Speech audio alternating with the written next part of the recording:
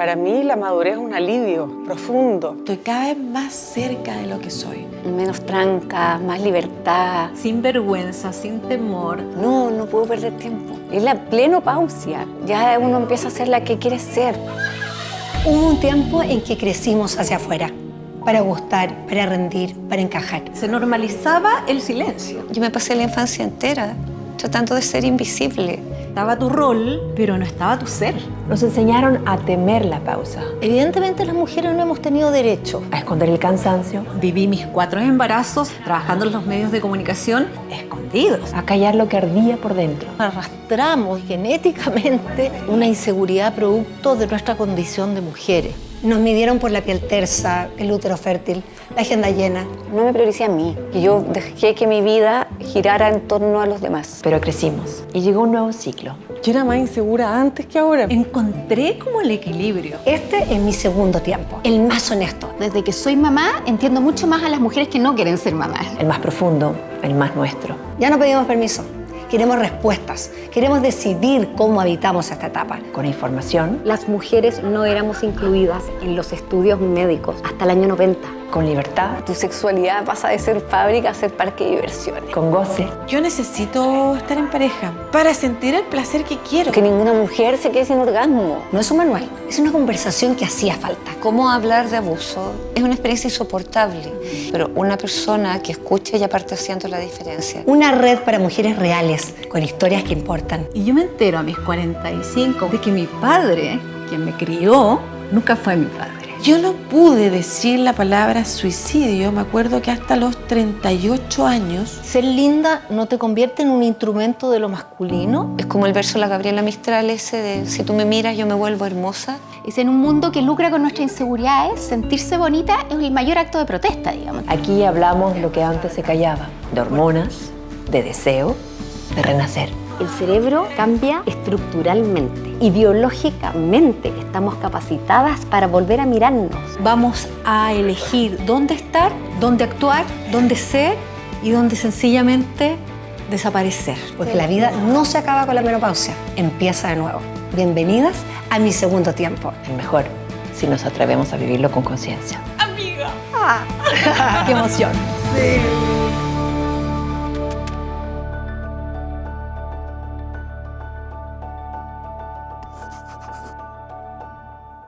No podía partir este programa de otra manera, dándote las gracias, Leito. Estamos cumpliendo un sueño de abrir diálogos, de hacernos preguntas, de tener conversaciones que quizás nunca tuvimos. Y vamos a traer especialistas, vamos a traer a gente que nos va a enseñar un montón de cosas.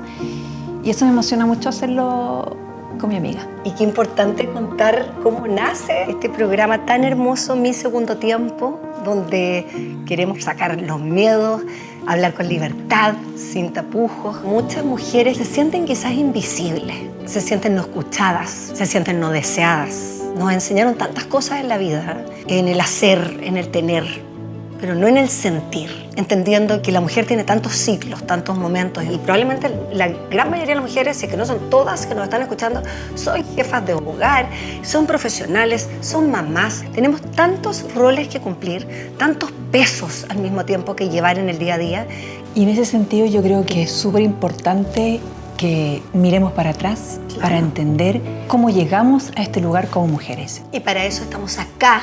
Quiero agradecer al Ritz-Carlton aquí de Santiago. Casa soñada. Este es el living de mi casa. No, es del Ritz-Carlton y les quiero agradecer porque desde el día 1 se sumaron a este proyecto tan bonito, tan mágico, que no tengo duda que vamos a armar una comunidad imparable, y simplemente agradecerles de estar aquí con nosotros. Aquí comienza mi segundo tiempo.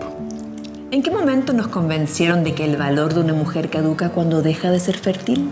Durante siglos nos contaron un solo guión: la juventud como cima, la fertilidad como propósito y después un lento desaparecer. En la Grecia antigua se hablaba de la mujer seca. En la Europa medieval, la menopausia se ligó erróneamente a enfermedad, incluso brujería. Y en el siglo XIX, los manuales describían a las mujeres mayores como nerviosas o incompletas. La ciencia tampoco miró de frente. El cuerpo femenino se redujo al aparato reproductor. La mayoría de los estudios se hacían en hombres, como si fuera el modelo estándar. La menopausia se trató como un problema que había que corregir en lugar de entenderla como una etapa natural del ciclo femenino. En los 90 comenzó a cambiar. Más mujeres en estudios, más preguntas, pero el retraso era enorme. Y cuando parecía que se abría un camino, llegó un golpe inesperado. En el 2002, el estudio Women's Health Initiative advirtió sobre supuestos riesgos graves de la terapia hormonal. Los titulares hablaron de cáncer y peligro. Millones de mujeres dejaron sus tratamientos. Con el tiempo se entendió que no solo era un error de interpretación, sino que también una muestra poco representativa. La mayoría eran mujeres mayores con muchos años de menopausia. Hoy sabemos que iniciada en la etapa temprana, la terapia hormonal tiene riesgos mucho menores y puede traer beneficios, pero el daño ya estaba hecho, el miedo quedó instalado. Hoy algo está cambiando. Sabemos que no es un final, sino una etapa con retos y grandes oportunidades. Si el segundo tiempo puede ser tan poderoso, ¿por qué nos enseñaron a temerlo? Hemos visto en un recorrido breve de este primer capítulo cómo el silencio ha marcado a las mujeres, no solamente físicamente, pero también a nivel cultural e histórico. Y para nosotros es un gran privilegio tener hoy día a Ana María Stuben, una gran académica, periodista, historiadora, realmente pionera en el estudio de género de las mujeres en Chile. Escribió su primer libro, Historia de las mujeres en Chile, y de un nuevo libro que se llama Salir del infierno, Historia de las mujeres y cárcel. Tienes un trabajo también destacado, una corporación abriendo puertas que trabaja con la inserción de las mujeres en la cárcel, con un trabajo realmente muy único. Muy importante, sí, porque yo creo que es un grupo muy invisibilizado y que ha tenido una historia de una injusticia muy grande. La vida es un recorrido, ¿no? Uno es actora, pero a la vez forma parte también de una corriente donde van pasando cosas, donde se te van abriendo ventanas, donde vas viendo oportunidades. O sea, una mujer enseñaba historia de mujeres en la Universidad Católica, en el campo San Joaquín, que sabe que al frente hay una cárcel de mujeres, que mi proceso había sido visibilizar mujeres en la historia y encontrarme con que ahí al frente mío, en ese momento, había 2000 mujeres completamente invisibilizadas, que me interpeló y me desafió también en mi rol como académica. Que doy gracias a Dios de no haberme quedado ahí. Te escucho un recorrido de la cabeza al corazón. Por supuesto, como dices tú, el corazón. Yo me vinculo con las mujeres, yo las quiero, la verdad que yo las quiero. Pero me interpeló desde el punto de vista de la justicia. O sea, de darme cuenta que en Chile existe un sector de personas, especialmente mujeres, que son marginales, que son vulnerables, que tienen historias de abusos terribles, que tienen sus hijos a los 16 años, que en vista de eso salen de la casa, que quedan en situación de calle, que empiezan a robar para comprar pañales para la guagua, pero que de ahí van escalando y muy asociados a la pobreza, a la marginalidad. Con este énfasis puesto en la justicia, que claramente es una fibra ética y moral tuya, muy personal, y mirando históricamente para atrás a la mujer chilena, ¿cómo la puedes contextualizar para que nosotros entendamos cómo llegamos a aceptar estos roles, vivir de esta forma más marginal de alguna manera? Pensando en la mujer chilena, pero yo te diría que este es un proceso bastante occidental también. Evidentemente las mujeres no hemos tenido derechos. Y aquí hay una crítica también a la historiografía. Ha sido escrita tradicionalmente, era escrita por hombres para y los para hombres. Y las mujeres que aparecíamos en la historia éramos porque habíamos sido reinas, sí, porque habíamos sido santas o porque sí, habíamos sido prostitutas. Claro, exactamente. Las mujeres que estaban efectivamente actuando en la historia no aparecen en los libros de historia. Pero bueno, si las mujeres estábamos, por ejemplo, educando a los hijos, esa no es una tarea menor. Los hombres no estaban en la casa. La Comunidad Mujer, por ejemplo, hizo un estudio hace un par de años atrás en que si se valorizara los roles de cuidado que ejercemos las mujeres, representaría un 25% del PIB ampliado. Y yo te diría que mi encuentro se produjo con las mujeres del siglo XIX que sí estábamos. Lo que pasa es que no estábamos votando, no estábamos en el Parlamento, pero estábamos. También a comienzos del siglo XX, te digo, las mujeres empezamos a aparecer, empezó a surgir una prensa obrera que defendía los derechos laborales de las mujeres. Otra cosa que yo siempre cuento para visibilizar, en 1918 se organizó un Congreso Mariano. Y estas mujeres, todas mujeres de élite, se declararon feministas. Ahora, ¿feministas por qué? Porque defendían derechos de la mujer.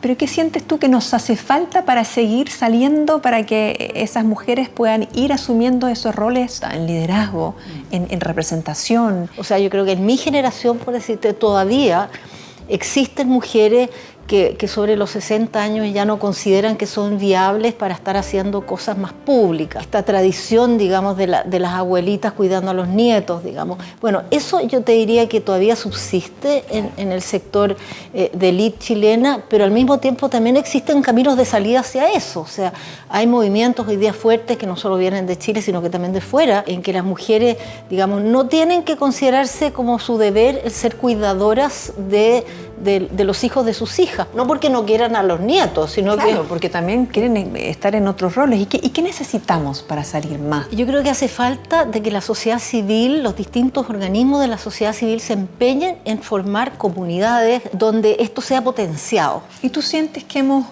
superado también el silencio alrededor de nuestros ciclos, de nuestros tránsitos, de nuestras necesidades, de lo que nos pasa como mujeres a medida que vamos evolucionando? ¿O sientes que todavía hay un tabú? Arrastramos, digamos, genéticamente una inseguridad producto de nuestra condición de mujeres. Entonces, qué fuerte lo que acabas de decir. Claro, una necesidad como de validarnos, poco menos que decir, mira, a pesar que soy mujer, soy capaz de. Sí, continuamente. Claro. O sea, yo creo que la sociedad chilena es todavía una sociedad muy patriarcal y una sociedad muy machista. Uy, me da y rabia sobre lo que todo, me dices, claro, me da rabia conmigo, porque siento que es tan cierto. Y sobre todo, te digo, el abuso y la violencia contra la mujer está comenzando a ser denunciada, pero si yo te contara las historias que están en el libro Salir del Infierno, te diría que sí, que las mujeres tienen que salir del infierno, y tienen que salir del infierno por las relaciones que van teniendo con los hombres que participan de sus vidas. En los sectores más marginales es mucho más difícil. Claro que sí. Siento que es tan cierto que es como que uno es a pesar de, y que uno vale solo por lo que aporta en vez de valer intrínsecamente por quién es. Y que ojalá me ponga en el mundo de la manera más masculina posible, cosa de ser creíble. Y uno se puede ir despojando de esa realidad o de esos pesos, de esos fantasmas, de ese peso genético, como tú le dices. Yo me miro a mí misma y yo creo que todavía falta mucho. Nosotros tendemos a no ser capaces de asumir el género como una condición verdaderamente relacional. Hay muchas condiciones culturales que hacen que las condiciones de los sexos se conviertan en estereotipos. Mamás que todavía no enseñan a que sus hijos tienen que hacer la cama, sino que la tienen que hacer las hijas, por decirte, ¿no? Claro. El concepto de género hoy día a lo que alude es justamente eso, que hay estereotipos culturales que nosotras también las mujeres somos responsables de superar. Por supuesto, porque somos las que reproducimos. Y lo seguimos, claro. ¿Qué falta para que las mujeres empecemos a sentirnos, a mostrarnos, a vivenciarnos como poderosas cuando somos maduras? Yo tengo sentimientos encontrados con el cómo nos visibilizamos. O sea, yo creo que el movimiento feminista ha rigidizado, digamos, su lucha por los derechos de la mujer a veces en tratar de negar ciertas condiciones que son propias de lo femenino. O sea, yo creo que nosotros tenemos que entender que somos iguales a los hombres, pero que somos en derechos, pero que a la vez somos distintos. ¿Y tú crees que cuando vemos mujeres líderes hoy en día y que hablan de su liderazgo femenino de un lugar como de mujeres, fuerza vulnerable, es también nuestra fuerza? Es que yo creo que es, y yo creo que nos hacemos un flaco favor en la medida en que nosotros lo neguemos o lo tapemos, porque en el fondo estamos legando atributos de lo femenino. Si lo femenino tiene sus propios atributos, claro, o sea, sí. Cuando yo te miro a ti y veo tu belleza y veo cómo esa belleza se transmite, bueno, yo no quisiera que tú te afearas, por así decir, para parecer más masculina. Y ser linda no te convierte en un instrumento de lo masculino, sino que te convierte en una persona que tiene ciertos atributos que puedes mostrar y que puedes mostrar bien, y que son femeninos y que está bien que sean femeninos. Me interesa mucho, más allá de la historia, también quizás entender cómo esos procesos marcaron a las mujeres de manera más íntima, porque somos cíclicas desde nuestros ritmos mensuales a nuestra vida entera, de fertilidad, después de perimenopausia, después de menopausia. ¿Cómo crees que esa historia nos ha ido afectando en nuestra habilidad de vivir esos procesos plenamente? Yo creo que desde el punto de vista fisiológico, desde el punto de vista del contacto con nuestros cuerpos, indudablemente que la medicina nos ha ayudado, que nos hemos ido dando cuenta que también tenemos que ir cultivando, digamos, nuestra relación con nuestro propio cerebro, ir leyendo, ir manteniéndonos, ir haciendo ciertas cosas que nos mantengan al día. ¿Tú sientes que envejecer es un privilegio? Mira, envejecer bien es un privilegio, Envejecer pero bien. en una sociedad como la nuestra no sé si todos envejecen bien. ¿Ah? Claro, Pero también claro. yo creo que también desde la sociedad civil. Y quizás desde las Claro, comunidades, desde como las tú hablabas, la comunidades, importancia de claro. la comunidad, de Claro. sentarnos O juntas. sea, yo creo que redes de sociabilidad que sean generadoras de energía, generadoras de vínculo. Y aquí te digo, a mí la cárcel me enseña. O sea, mi trabajo yo creo que hace mejor para mí de lo que yo hago para el trabajo que realizo. Porque el mantenerte activas en servicio a la comunidad, en aprendizaje respecto de cómo es nuestra vida. Yo creo que esos trabajos te mantienen con un sentido de realidad que si tú te mantienes al margen, lo pierdes muy fácilmente y la vejez te puede hacer muy cierto. fácilmente perder el sentido de realidad. Déjame agradecerte por estar acá con nosotros. Ha sido un enorme privilegio y placer entrevistarte y tenerte acá con nosotros junto a tiempo. Muchas gracias. Nos despedimos de Ana María Stuben con mucha gratitud y cariño. Encuentra toda la moda para este verano en París y paris.cl. Renueva tu closet con lo último. Umbrale, Fanrido, Alanis. American Eagle, All Saints y Cecilia Boloco, que aquí tengo puesto yo. Nuestro Lux, París.